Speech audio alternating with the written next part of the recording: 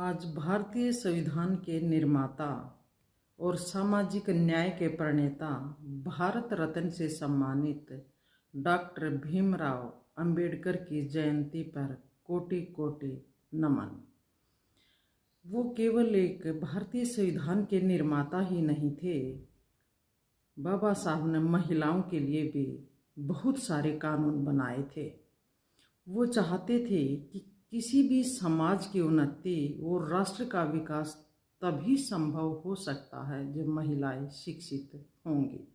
तो उन्होंने महिलाओं की शिक्षा पर काफ़ी जोर दिया, उन्हें समानता का अधिकार दिलवाया ताकि वो समाज में पुरुष के साथ कंधे से कंधा मिलाकर काम कर सकें, अपने जीवन में आगे बढ़ सके।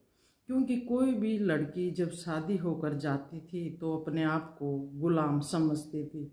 वो ऐसा समझने का कारण क्या था? सिर्फ निरक्षरता।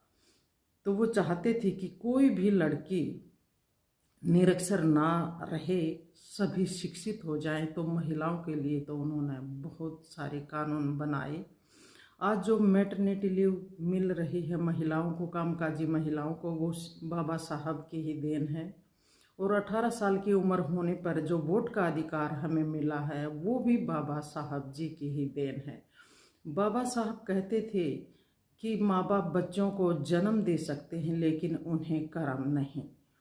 आज लड़कियां शिक्षित हो रही हैं तो हवाई जहाज तक उड़ा रही हैं, तो वो पुरुष के साथ कंधे से कंधा मिलाकर काम कर रही हैं, किसी भी तरह से वो पीछे नहीं हैं।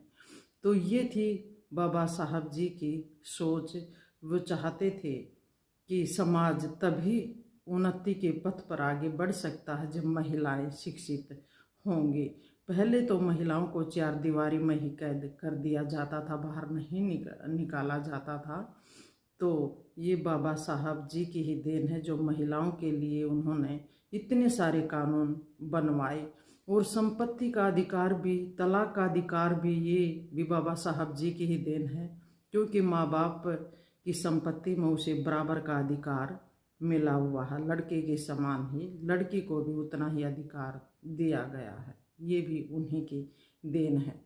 जो कहते हैं कि वो सिर्फ दलितों के नेता हैं, वो ऐसा नहीं है। उन्होंने पूरे समाज के लिए काम किया और महिलाओं के लिए तो बहुत कुछ किया है। क्योंकि किसी भी राष्ट्र का विकास तभी हो सकता है जब महिलाएं शिक्षित होगी। महिला एक घर नहीं चलाती बल्कि दो दो घर चलाती हैं।